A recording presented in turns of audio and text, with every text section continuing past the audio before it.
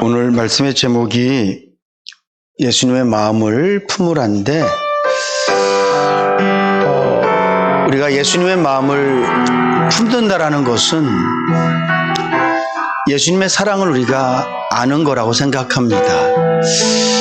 자, 우리가 말씀 듣기 전에 이 찬양 함께 했으면 좋겠습니다. 그 사랑 얼마나 놀라운지, 그 사랑 나를 얼마나 감격해 하는지 우리 이 찬양 부르시면서 주님의 사랑을 마음에 담아 보겠습니다. 다 표현 못해도 나 표현하리라. 다 고백 못해도 나 고백하리라. 다 할 수 없어도 나 알아가리라. 나 닮지 못해도 나 닮아가리라. 다 표현 못해도 나 표현하리라.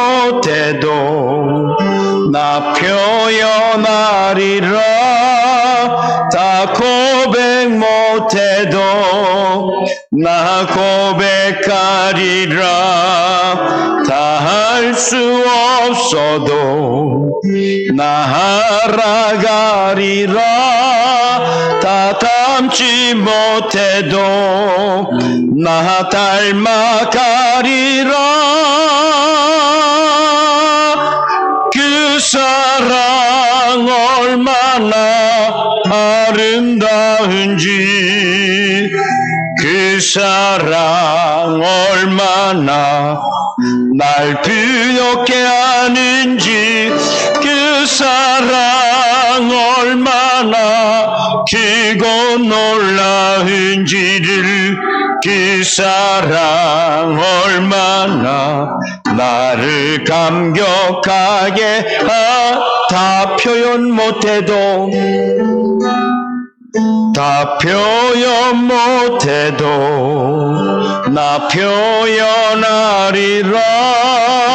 다 고백 못해도 나 고백하리라.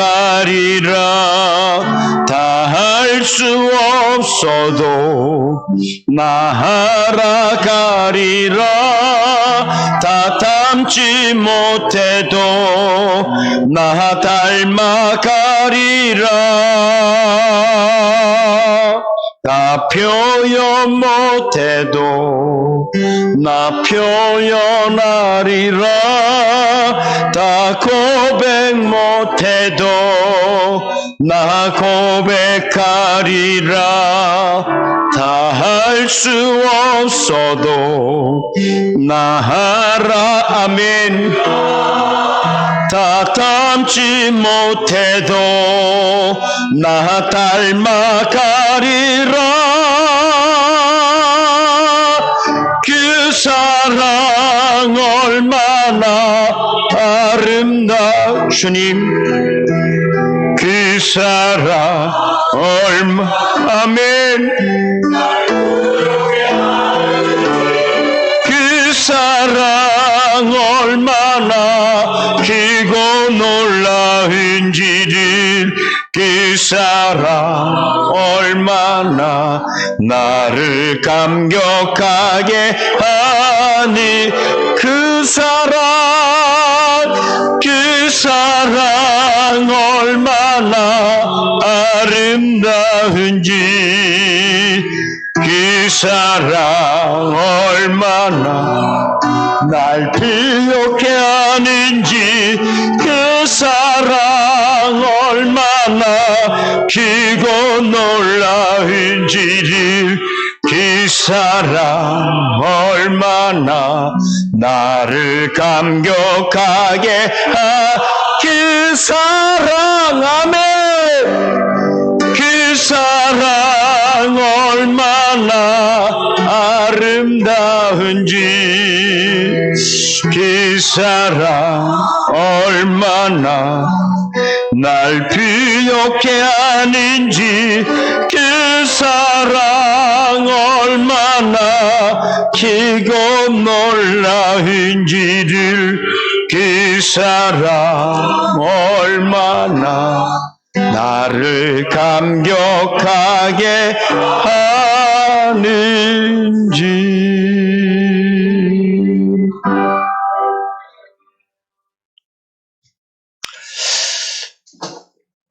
우리가 날마다 주님의 사랑을 알고 그 사랑 때문에 부요해지고 그 사랑 때문에 감격할 수 있다면 우리의 신앙생활은 더할 나위 없이 하나님께서 기뻐하시는 신앙생활이 될 것입니다.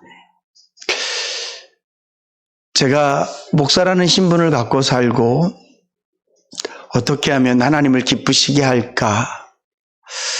어떻게 하면 좋은 목사가 될까? 늘 고민하면서도 순간순간마다 안 되는구나. 내려놔야 되나? 그만해야 되나? 내가 예수님처럼 사는 것? 하나님께서 나에게 주신 이 예쁜 마음들, 거룩한 목표들을 이제 좀 내려놓고 적당히 살아야 되나? 그런 마음이 들 때가 많습니다. 그런데 내가 주님을 닮는 것이 어렵고 힘든 이유, 내가 하나님 앞에 이렇게 살겠습니다라고 고백하고 그 고백대로 내 발자국을 움직이지 못하는 이유는 내가 무능해서, 내가 부족해서, 이거 우리 그냥 다 아는 거잖아요. 다 똑같아요. 여기에 예수님을 닮기에 적합한 사람은 한 명도 없습니다. 여기에 예수님처럼 살기에 태어날 때부터 이 사람은 예수님 닮기에 아주 적절하게 태어났어. 마치 태어날 때부터 달란트가 운동신경이 참 좋아서 그냥 운동을 하면 뭐든지 잘하고 남들보다 특출난 사람들, 이런 사람들은 날 때부터 운동신경이 있는 사람이죠. 음악도 마찬가지고 미술도 마찬가지고 이 예술이라는 이 모든 것들은 타고난 어떤 달란트가 있단 말이에요. 아무리 노력해도 오를 수 없는 경지를 어떤 사람은 태어날 때부터 그런 씨앗을 갖고 태어나는 사람들이 있단 말이죠. 근데 예수님을 닮는 것, 제가 목사가 돼서 하나님께서 기뻐하시는 목사, 늘 저에게 도전하시는 말씀, 성도를 위해서 죽을 수 있을 만큼 성도를 사랑하는 목사, 이런 목회자적인 자질, 성도다운 자질, 예수님을 닮을 수밖에 없는 자질을 갖고 태어나는 사람은 단 한 사람도 없어요.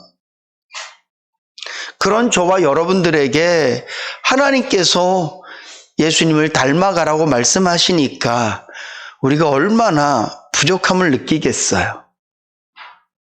이런 저에게 하나님께서 기도할 때마다 주님께 주여라고 말할 때마다 나를 닮아라, 나를 따르라고 말씀하시니 제가 얼마나 힘들겠어요.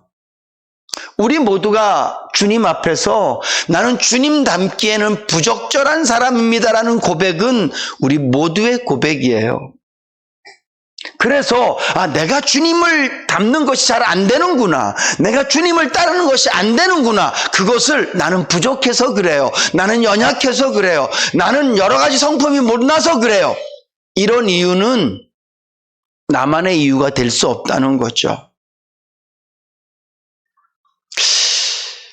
그럼에도 불구하고, 나는 부족함에도 불구하고, 나는 안 됨에도 불구하고 하나님께서 계속해서 이렇게 말씀하시는데, 그나마도 저와 여러분들이 그 하나님의 말씀을 따를 수 있고 그 말씀에 순종할 수 있는 방법은 예수 그리스도의 사랑을 우리 마음속에 깨닫고 그 사랑에 감격하고 그 사랑 때문에 기뻐할 때 그런 일들이 가능해지는 줄로 믿으시기 바랍니다. 제가 눈꽃만큼이라도 여러분들이 보시기에 그래도 우리 구 목사는 나를 사랑하는 것 같아, 진짜 저런 모습은 목사다워 라는 것이 혹시 보여진다면, 또한 제가 제 스스로 생각했을 때 내가 그래도 조금씩 주님을 닮고 있구나 라는 그런 마음이 들 때는 언제냐 하면, 제 마음에 그분의 사랑으로 가득 차져 있을 때예요. 제가 그분 사랑에 감격하고 있을 때예요. 하나님의 사랑이 이만큼 놀라운 거구나라는 것을 깨달을 때라는 것이죠. 바라기는 우리 성도님들이 예수를 믿는다라고 말씀만 하며 사시는 것이 아니라 예수를 믿는다는 것이 어떤 의미인지, 다른 말로 하면 예수를 믿는다라고 하는 것은 나를 위해서 십자가에서 죽으신 주님의 그 사랑이 얼마나 큰지를 내가 알고 살고, 그 사랑 때문에 내가 감격하고 살고, 그 사랑이 나를 움직여서 그 사랑으로 말미암아 하나님께서 기뻐하시는 삶을 조금씩 실천하며 사는 것이 예수를 믿고 산다는 의미라는 것이죠. 사람은 살면서 좀 닮고 싶고 또 닮았으면 좋겠고 그런 외모적인 것도 있고 또 삶적인 이런 부분들이 있습니다. 우리가 이 땅에 태어나면 내가 원하든 원하지 않든 누군가를 닮아 있습니다. 저희 집에는요, 가족 사진이 큰 게 하나 붙어져 있거든요. 이미 소천하신 저희 어머님도 함께 우리 슬아하라가 아주 어린아이 모습으로 이렇게 해서 저희 아버님이랑 어머님이랑 저랑 제 아내랑 저희 딸 둘이랑 찍은 사진이 있어요. 한 30년 전쯤 저희 아버님이 저보다 지금 제 나이보다 한 대여섯 살 더 어린 나이에 찍은 그런 사진인데, 누가 저희 집에 와서 그 사진을 보더니 그 얘기를 하는 거예요. 여기서 구목사를 빼면 아버님이 딱 그냥 구목사다. 그러니까 똑같은 구목사가 두 명 있는데 한 사람을 빼도 누가 봐도 그냥 구목사다. 그 얘기를 하더라고요. 저도 거울을 보면 점점 저희 아버지를 닮아간다는 게 느껴져요. 그건 뭐 어쩔 수 없는 거죠. 내가 좋든 싫든 우리 아버지가 잘생겼고 멋있고 그래서 나는 아버지를 닮았으면 좋겠다 그래서 닮는 것도 아니고, 우리 아버지는 진짜 안 닮고 싶은데 그래서 안 닮아지는 게 아니라 그냥 딱 태어난 순간 조금 닮아 있으면서 점점 세월을 먹으면서 그분과 같은 시간의 삶을 살면 그분을 닮아질 수밖에 없어요. 또 부부는 닮는다는 말이 있죠. 왜냐하면 같은 것 때문에 슬퍼하고 같은 것 때문에 웃다 보면 같은 근육을 계속해서 같은 시간에 쓰고 같은 시간만큼 쓰면 이게 닮아진대요. 저도 제 아내랑 어디 나가면 닮았다라고, 물론 저는 굉장히 기분이 좋고 제 아내는 상당히 기분 나빠하지만 어쩔 수 없어요. 닮아요. 그런데 오늘 저와 여러분들은 어쩔 수 없이 닮을 수밖에 없는 것, 또 하나는 우리가 정말 닮고 싶은 것, 이런 게 있단 말이죠. 우리 예수 믿는 사람은 좀 다른 건 몰라도 성경이 우리에게 말씀하시는 범위 안에서 우리가 닮아가야 되는 분이 있는데 그분이 바로 예수 그리스도인 줄로 믿습니다. 우리 모두는 내가 좀 다른 건 좀 부족해도 내가 예수를 닮는다는 것, 이것만큼은 내 신앙의 최대의 목표를 삼아야 되겠다. 근데 제가 서두에도 말씀을 드렸지만 예수를 닮는다는 것, 내가 예수를 닮고 싶다면 어떻게 해야 되느냐라는 그 물음표 앞에서 정답은 예수의 마음을 품는 거예요. 예수를 닮는다라는 것은 예수를 따라하는 게 아니에요. 예수님께서 원수를 사랑했으니까 나도 원수를 사랑하려고 하면 따라해 봐야지. 예수님께서 이렇게 행동하셨으니까 나도 이렇게 한번 따라가 봐야지. 좀 흉내내 봐야지. 물론 흉내를 내는 것도 따라가는 것도 참 어려운 일이지만 사실은 흉내내기는 우리에게 아무런 도움이 되지 않아요. 흉내내는 것은 하나님과 우리와의 관계에서도 하나도 계산이 되지 않아요. 이 땅에 예수님을 흉내내며 사는 사람들이 얼마나 많은지 모릅니다. 수많은 목회자들이 혹 그럴 수 있어요. 하나도 마음은 주님과 다른 마음인데, 예수님의 마음은 백성들을 위해서 다 하시고 마지막에는 생명을 주시면서도 그분의 마음은 그냥 사랑인 거예요. 자기를 위함이 아니라 오직 내 사랑을 받는 그 사람을 위함이에요. 근데 흉내내는 사람들은 하는 행동은 똑같을 수 있지만 마음은 주님과 다를 수 있어요. 오늘 저와 여러분들이 예수님을 닮아간다는 것, 예수님처럼 살아보고 싶은 것, 예수님처럼 생각하고 예수님처럼 말하고 싶은 게 꿈이라면, 오늘 여러분들 앞에 있는 목사가 너무 부족하지만 제 목표는 예수님 닮아가는 겁니다. 제 목표는 예수님께서 이 땅 가운데서 제자들을 대하시고 예수님께서 이 땅 가운데서 이스라엘 백성들을 대하셨던 것처럼 저도 성도들을 그렇게 대하고 싶습니다. 그리고 여러분들도 저와 같은 그런 마음의 소원이 있다면 가장 중요한 것은 내가 어떻게 하면 예수님을 따라할까? 어떻게 하면 예수님을 닮아갈까? 어떻게 하면 예수님의 흉내를 좀 내볼까? 이런 생각을 갖는 것이 아니라 어떻게 하면 예수님의 마음을 내 마음에 품을 수 있을까? 이것을 고민해야 될 줄로 믿습니다. 그러면 예수님의 마음은 어떤 마음일까요? 오늘 사도 바울은 이렇게 얘기합니다. 너희 안에 이 마음을 품으라. 곧 그리스도 예수의 마음이다.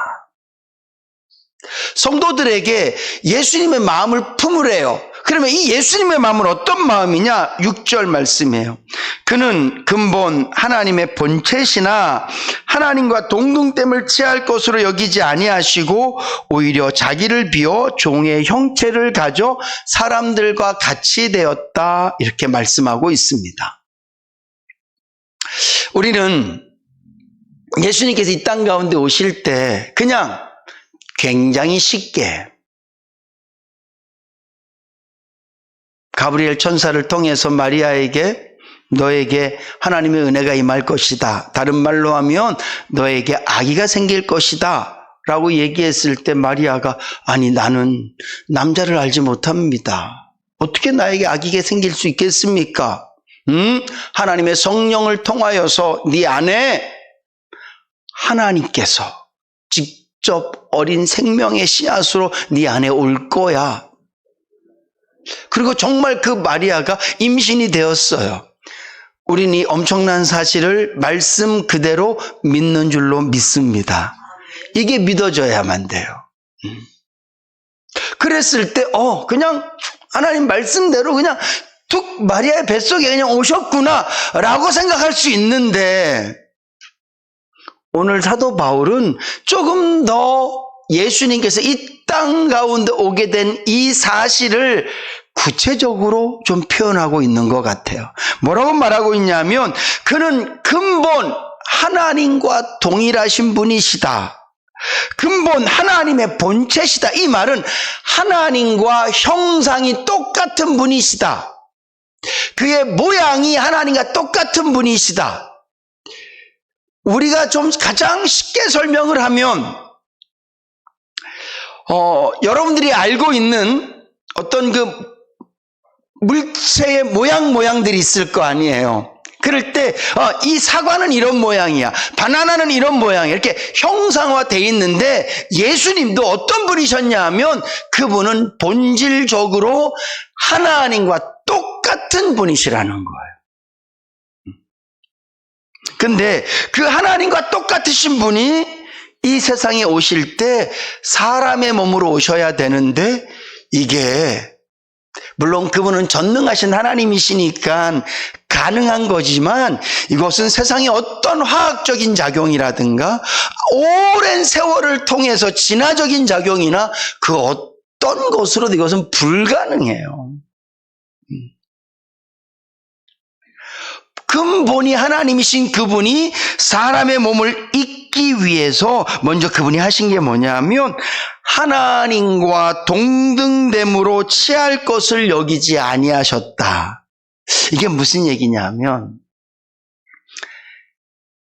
성자 하나님께서 이 세상에 오실 때 그분 자체는 성자 하나님과 성부 하나님과 동일한 분이시지만 이제 내가 이 땅에 사람으로 가기 위해서는 이제 나는 하나님과 동등되게 그런 영광과 그런 위엄과 이 모든 것들을 내가 다 내려놓습니다라는 거예요. 저는 이 말씀을 묵상하면서 와, 이게 진짜 엄청난 일이 있었구나 라는 것을 제 마음으로 느꼈어요. 그냥 예수님께서 짠 하고 세상에 오신 게 아니라 아니 이분이 나를 딱 보니까 좀 쉽게 설명을 하면 내가 나를 딱 보니까 나는 그냥 하나님이야. 우주 만물을 창조하신 하나님이시고 전능하신 하나님이시고 천사들이 영광 돌리는 하나님이시고 이 땅에 있는 모든 것들이 다 그분의 말씀으로 만들어진 정말 내가 하나님인 거예요. 이런 하나님인 내가 이 세상에 내려가야 되는데 사람의 몸으로 입고 내려가야 되는 거예요. 얼마 전에 저희 지역이가 정말 막 뱀을 키우고 싶다 막 하고 싶은 게 너무 많아요. 그래서 제가 꾀를 낸 것 중에 하나가 그러면 일단 우리 장수풍뎅이라도 한번 키워보자. 그런 것부터 네가 키워서 네가 좀 잘 돌볼 수 있는지 한번 보고 네가 다른 걸 한번 키워보자. 그래서 마트에 가서 장수풍뎅이 샀어요. 그러니까 애벌레부터 산 거예요. 이게 지금 애벌레가 흙 속에 있거든요. 근데 이 애벌레가 똥을 싸요, 여러분. 뭘 먹는지 진짜 똥을 싸는데 까만 씨앗 같은 것들이 이렇게 뱉더라고요. 그걸 매일 치워줘야 돼요. 걔 가만히 있는 줄 알았거든요. 저는 이 통 안에 이 흙 속에. 근데 얘가 올라와요. 올라와서 똥을 싸는지 잘 모르겠지만 이렇게 올라와서 한참 이렇게 있다가 다시 또 쑥 내려가요. 그 느린 보가. 그러다가 얘가 어떤 상태가 돼요? 이제 번데기가 되겠죠. 번데기가 되고 난 다음에 또 얼마간 있으면 이제 거기서 장수풍뎅이가 나오겠죠. 대부분의 곤충들은 애벌레와 번데기와 성충 이런 모습들을 그 과정을 통해서 이게 생겨진단 말이죠. 장수풍뎅이 순놈은 멋있어요. 뿔도 딱 있고. 근데 지금은 애벌레로 있어요. 조금 더 있으면 번데기로 있을 거예요. 그래서 제가 지혁이한테 번데기 되면 아빠 튀겨 먹어도 될까 그랬더니 막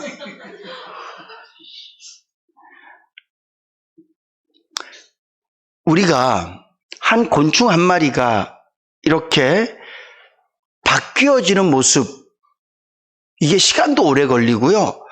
정성도 들여야 되고 계속 막 물도 뿌려줘야 되고 마르지 않도록. 근데 하나님께서 이 세상에 인간의 몸을 입고 오시는데 이게 우리는 물론 하나님이시니까. 근데 이 과정이 제가 딱 이 말씀을 묵상하면서 와, 좀 사람적인 표현으로 하면 심리적인 어떤 갈등들. 내가 지금 하나님인데 지금까지 내가 시간이 만들어지기 전에 알파와 오메가라고 말하잖아요. 하나님은 시간이 만들어지기 전부터 계셨던 분이신 줄로 믿으시기 바랍니다. 그냥 처음부터 계신 분이세요. 이 태초라는 말은 시간이 있기 전부터. 네. 그리고 하나님께 시간을 만드셨어요. 언제 시간을 만드셨습니까? 세상을 창조하면서 시간이 생긴 거예요. 정말 우리가 상상도 할 수 없는 전부터 하나님은 그냥 하나님으로 계셨단 말이에요. 네. 근데 그분이 이제 이 땅에 오셔야 되는데 먼저는 자기 자신을 다 내려놓아야 된단 말이죠. 내려놔야 돼요. 그런 분이 혹시 계신지 모르겠지만 큰 집에서 조그만 집으로 이사를 가는 거예요. 그러면 다 버리고 꼭 필요한 것만 갖고 가야 되는 것처럼 그 짐 정리하는 게 얼마나 힘들어요. 근데 그 하나님께서 뭐 힘드셨다, 제가 복잡했다 이런 말씀을 드리는 게 아니라, 제가 이렇게 계속해서 설명을 드리는 이유는 하나님의 사랑과 은혜가 그만큼 크다는 것에 대해서 말씀드리는 거예요. 그냥 쭉 나 갈래. 성부 하나님한테 하나님 나 갔다 올게요. 조금만 기다리세요. 빠이빠이. 그리고 막 슝 하고 딱 와서 딱 있다가 또 슝 하고 올라가신 분이 아니라는 거예요. 한번 생각을 해보세요. 우리가 할 수 있는 최대한의 상상력으로 하나님께서 이 땅에 오실 때의 그 하늘에서 있었던 그 일들, 그래서 하나님과 동등됨을 취할 것을 여기지 아니하시고, 나 이제는 물론 그분의 어떤 신성과 그분의 거룩성은 여전히 갖고 있지만 이 땅에 오시면서 그분은 하늘 영광 보좌를 내려놓고 이 땅에 오신 거예요. 그리고 그분이 종의 형체를 가졌대요.